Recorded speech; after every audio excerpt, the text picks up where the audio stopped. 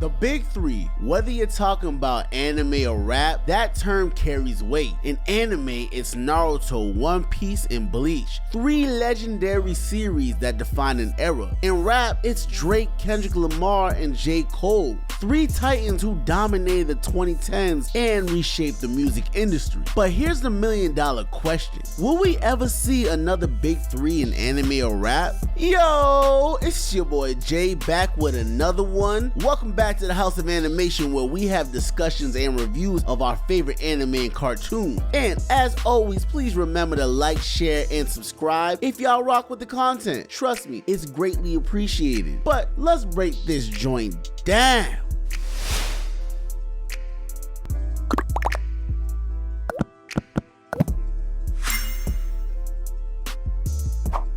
I'm not gonna hold y'all. This is a tough question to answer. The cultural forces that gave rise to these iconic groups were a unique byproduct of their time. Today, the landscape looks completely different. Streaming services, market saturation, and the sheer volume of new content has made it nearly impossible for any three artists or animes to command the same level of attention and devotion. First, let me briefly explain how these big threes came to be and why their legacy might not ever get touched. The rise of Drake, Kendrick Lamar, and J.cole wasn't just about their talent, it was about the timing. The early 2010s was a transitional period for hip-hop. The legends of the 2000s like Jay-Z, Kanye West, and Lil Wayne were still active, but the game was looking for fresh voices to define a new decade. Enter the big three. Drake brought emotional vulnerability and anthemic hits that blended rap and R&B like never before. Kendrick emerged as a conscious storyteller, dropping albums like Good Kid, Mad City, and To Pimp a Butterfly that challenged the genre's boundaries. Meanwhile, J.cole positioned himself as the relatable underdog, blending introspective lyricism with commercial success. Together, they dominated the charts, headlined festivals, and created cultural moments that solidified their status as leaders of a new era. Their combined influence wasn't just about their music, it was about their ability to connect with audiences on a personal level, even as they competed for rap's crown. Anime's big three rose to prominence during the golden age of anime accessibility in the 2000s. Back then, options for watching anime were limited but impactful. Toonami introduced millionaire Westerner viewers to Japanese animation, while Adult Swim catered to the older audiences. These platforms created a gateway for mainstream audiences to dive into long-running serialized stories with complex characters and high-stakes action. What set the big three apart was their staying power. Each show offers something unique. Naruto delivered emotional storytelling, epic rivalries, and fights. One Piece built an ever-expanding world of adventure, and Bleach brought a stylish blend of supernatural battles and introspection. With weekly episode releases and ongoing manga, Shonen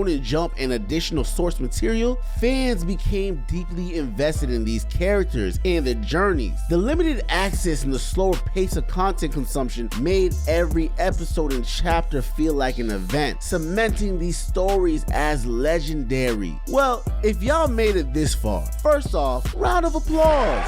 Seriously, shout out to you. And just because we love y'all so much, we got y'all a little gift. This special red button. And all you gotta do is press it. Nah, but seriously, dog, cause y'all help a brother out, cause we need the help.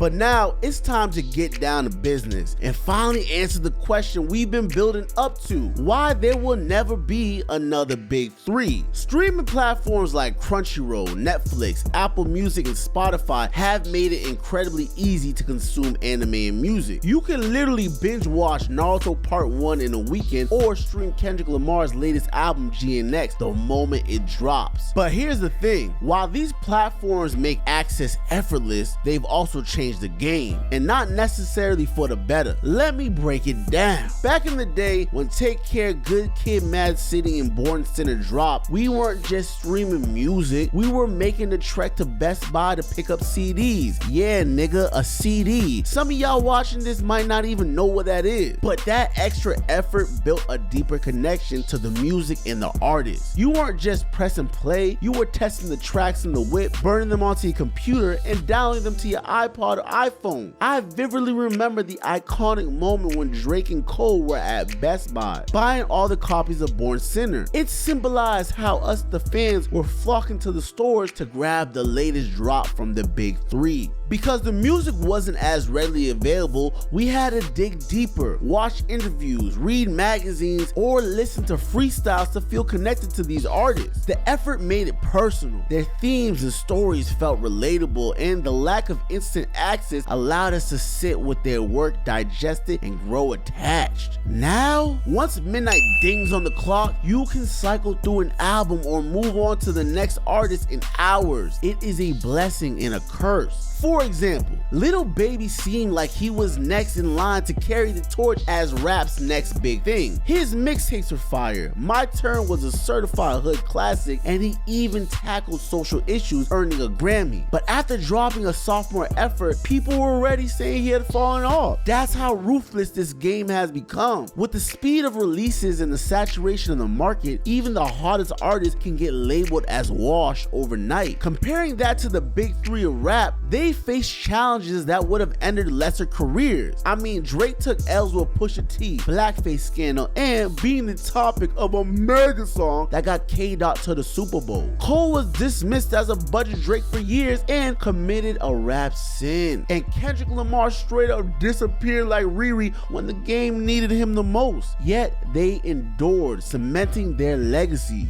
The same shit applies to anime. In the 90s, shows like DBZ, Sailor Moon, and Yu Yu Hakusho introduced anime to the West. By the 2000s, the big three of Naruto, One Piece, and Bleach emerged, but access was still limited. If you was lucky enough, you caught them on Toonami. If not, you got stuck with 4Kids dub. Either way, the scarcity made every episode feel like a Super Bowl. Honestly, I wish sometimes I could go back in life, not to do things over, but to feel things twice. Experiencing the feeling I had when I waited weeks to see these episodes complete their stories. Growing up with these stories defined an era of my life. You would wait a week to see what would happen next. Seeing Sasuke getting taken out by Haku was crazy, only for Kishimoto to pull an Oda style okie doke the next week. And let's not forget the manga. Even if we knew what was coming, watching those panels come to life on the scene was euphoric. The anticipation and engagement helped solidify the big three in our heart. Today, streaming sites have flooded the market. You can instantly access hundreds of shows, but it's harder for any single anime to dominate the culture the way the big three did. Fans are constantly comparing modern hits like JJK or Demon Slayer to Naruto or Bleach, even though these newer series are just paying homage to the greats at times. It's like comparing J.cole to Nas or Kendrick to Tupac. The foundation was built by those who came before, but the cultural context has changed.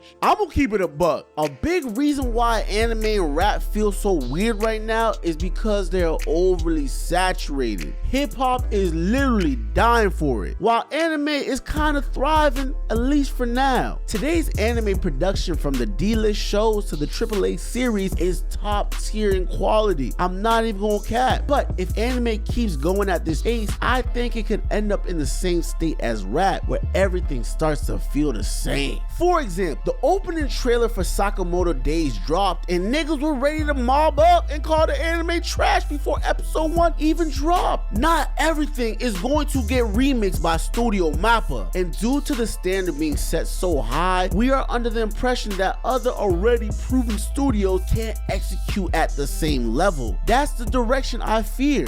Rap's big three stood out because they were relatable. Cole showed us it was cool to go to school and get a degree, making him more accessible than the typical gangster rap narrative. Drake taught us it was okay to tap into our emotions and not let one label define us. K-Dot, on the other hand, proved that even in the maddest of cities, a good kid could emerge. They transcended boundaries, balancing the streets with vulnerability, and for the most part, sticking to the culture. culture. They became icons because of it. Fast forward to 2024 and trap still dominates the rap scene. Artists like Lil Baby, 21 Savage, and Future have pushed that sound forward. But a lot of the newcomers who were inspired by them and the folks who inspired them sound the same. And that's the problem. Today's rap lacks distinct voices. For every artist who gets hot, there's someone right behind them trying to steal their sound. Sure,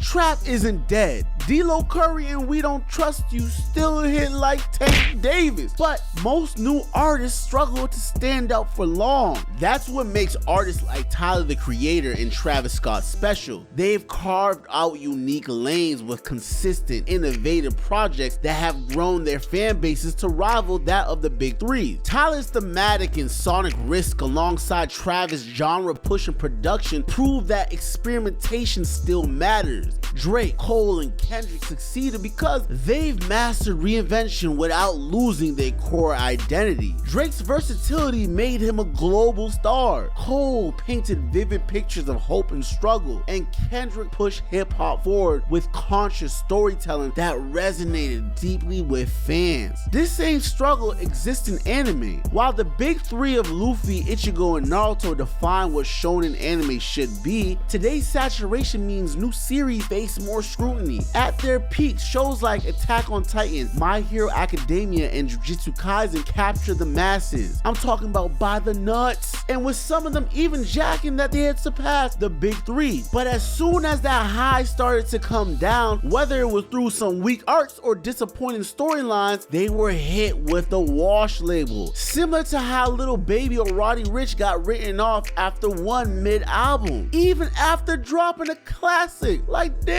The difference is that anime allows for more room for redemption. Take Bleach for example. Its 1,000-year Blood War arc was a 2-pack of straight ass when it first got introduced in the manga, due to the rushed pacing and messy execution. But a decade later, and the anime adaptation redeemed it with phenomenal production and pacing. Only something as iconic as Bleach could pull off a comeback like that. In rap, however, artists don't have that luxury. They're pressured to keep dropping hits or risk being forgotten. Experimentation like Drake's Honestly Nevermind or Cole's For Your Eyes Only could alienate fans. Even though those projects show artistic growth, the cycle is relentless and many artists burn out trying to keep up. Saturation in both anime and rap isn't inherently bad. It shows how far these mediums have come, but it also means that only truly unique voices or stories will endure. The big three of both rap and anime prove this by balancing innovation with a deep understanding of what their audiences needed, and that's what separates legends from the rest. When I was growing up, most albums in my rotations had skits, interludes, and 5-minute songs. That was the standard. Likewise, anime included fillers to give manga creators breathing room. Back then, people didn't mind waiting for the next weekly episode or sitting with the album to truly absorb it. Today,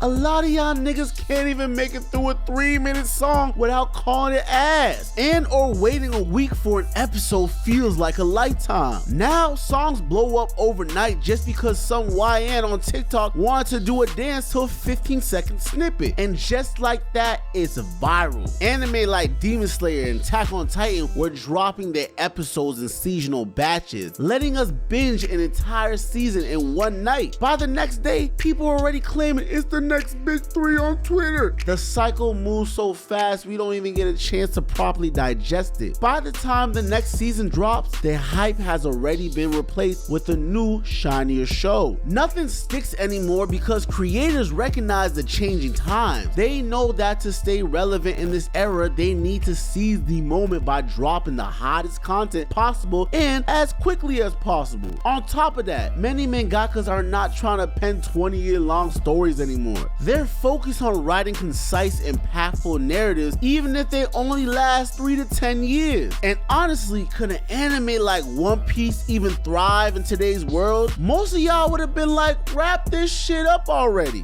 Despite all this, the original big three have managed to not only survive, but thrive. They've done so by sticking to their roots, weekly episodes, chapters, and arcs, while continuously evolving their production quality. Somehow, they've captured the attention of a new generation that can't even sit through a 15-second TikTok without swiping. That's a testament to just how timeless and impactful their storytelling is. They've run the game for so long without losing a step, even in a world where we dictate what's hot or mid on a whim. And like I've said before, a new album could drop at midnight, and by 12:03, Twitter is flooded with hot takes like album of the year or trash. There's no way y'all are digesting an album in 3 minutes. Come on, dog. But the internet thrives off instant reactions. Platforms that we rely on for opinions are filled with trolls and misinformation, and we fall for the narratives they be spinning, true or not. Today's rap albums definitely reflect this trend. They're often short. I'm talking 10 tracks of like 2-minute songs designed to grab attention. I mean, just look at what Bossman D-Lo said. My song's a minute 30. Yeah, you in and out. 20. Don't want to do nothing but hear that shit one time, minute long, minute 20, run it back if it was that gas, another minute 20, okay, next song. They going hook, verse, back to the hook one more time. I don't hear this shit more. I don't want to hear the second verse and then hear the hook again. Compare that to the rap big three, who've adapted to the changing landscape while staying true to the elements that made them great: versatility, substance, and reliability. Even in an era where attention spans are fleeting, these qualities keep us coming back for more. But modern hip-hop kind of feels like hibachi: hot, fast, and forgettable as soon as you leave the joint. Meanwhile, the big three are like that bodega you hit every week without fail: reliable, comforting, and memorable. The hottest trends in hip-hop usually sound like the last guy who held the crown, and unique artists who bring something fresh are often ignored. And who's to blame? Us. The big three in anime and rap are special because they stood the test of time, thriving in a way that today's hyper-fragmented, attention-deficit world simply doesn't allow. They weren't just product of their eras, they were definers of them, setting the standard for storytelling, artistry, and impact that feels almost impossible to replicate today. In a landscape where trends come and go faster than we can process, their consistency and ability to adapt while staying true to the essence have made them legendary. Naruto, One Piece, and Bleach didn't just deliver iconic characters and nut-grabbing arcs, they united generations of fans, creating a global culture around anime that still reverberates today. Similarly, Kendrick Lamar, Drake, and J.Cole didn't just drop hits, they crafted narratives and built catalogs that resonated across genres and generations, weathering the fast-changing tides of hip-hop. Their dominance wasn't just about talent, it was about timing, perseverance, and the cultural hunger for something bigger than fleeting moments. Today, with instant reaction, binge culture, and a constant craving for the next big thing, the magic that allowed these giants to rise is just hard to replicate, dog. The big three didn't just shape their industries, they became a rare cultural touchstone that reminded us what it feels like to truly invest in greatness. They are proof that enduring legacies aren't built overnight, they're earned through passion, vision, and the ability to connect deeply with an audience in a way that stands the test of time. There may never be a big three, and maybe that's cool, but their stories and their music are eternal, inspiring us to dream bigger, push further, and strive for excellence in a world that often settles for way too less. Thank you, House fan, for stopping by the channel. We here at the House of Animation are dedicated to bring you guys the best content we can, and we put a lot of hard work into these videos, so it would mean a lot if you could mash the like and subscribe button, and make sure to turn the noties and alerts on to make sure you do not miss out on our video. Also, please do comment down below to let us know if you agree with this breakdown or what else you would like us to explore on this channel. And well, with that, House fam, you already know what it is, baby. Got a blast.